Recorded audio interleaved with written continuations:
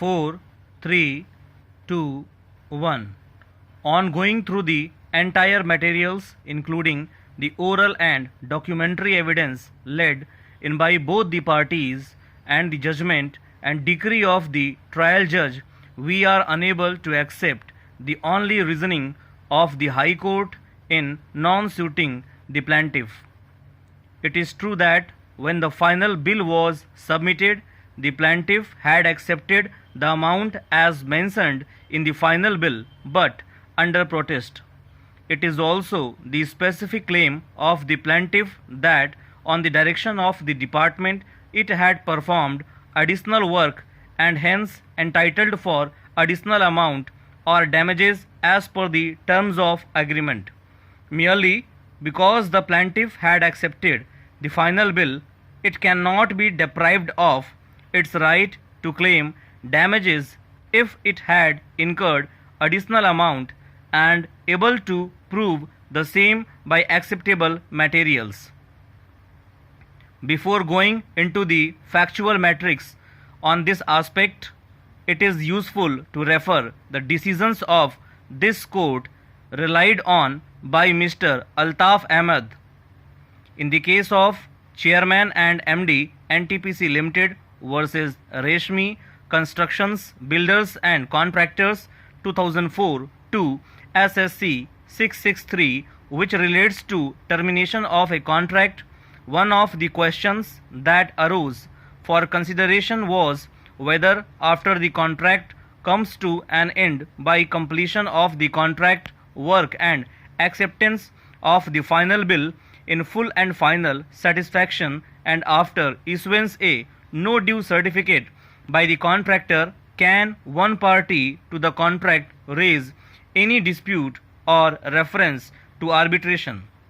While answering the said issue, this court held even when rights and obligations of the parties are worked out, the contract does not come to an end inter alia for the purpose of determination of the disputes arising thereunder, and thus the arbitration agreement can be invoked. Although it may not be strictly in place, but we cannot shut our eyes to the ground reality that in a case where a contractor has made huge investment, he cannot afford not to take from the employer the amount under the bills for various reasons, which may include discharge of his liability towards the banks, financial institutions, and other persons. In such a situation, the public sector undertakings would have an upper hand. They would not ordinarily release the money unless a no demand certificate is signed. Each case, therefore, it is required to be considered on its own facts. Further, necessitas non habet legem is an age-old maxim which means necessity knows no law. A person may sometimes have to succumb to the pressure of the other party to the bargain who is in a stronger position. A glance at the said clause will immediately indicate that a no claim certificate is required to be submitted by a contractor once the works are finally measured up.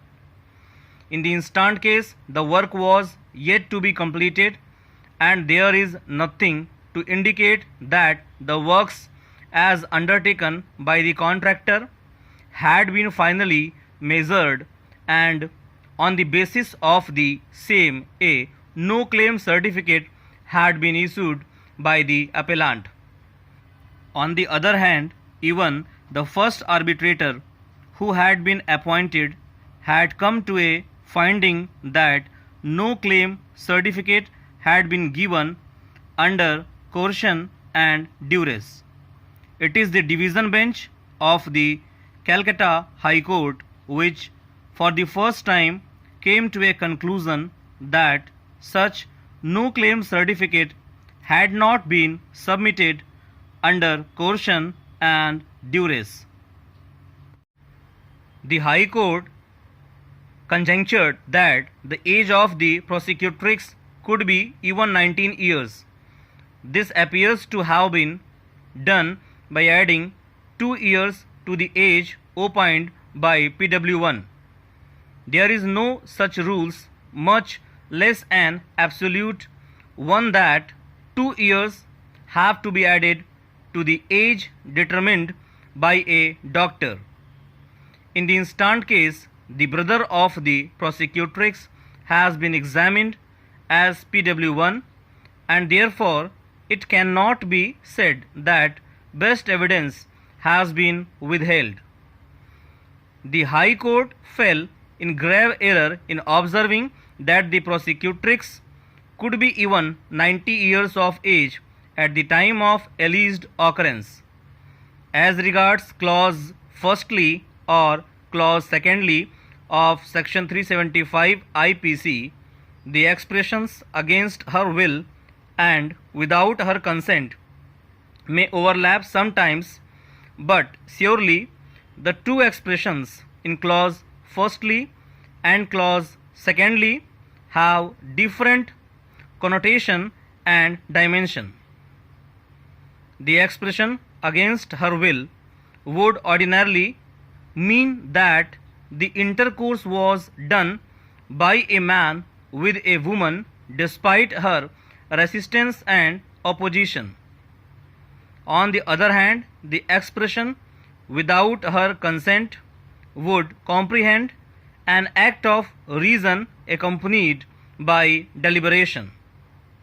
The concept of consent in the context of section 375 IPC has to be read with section 90 of the IPC.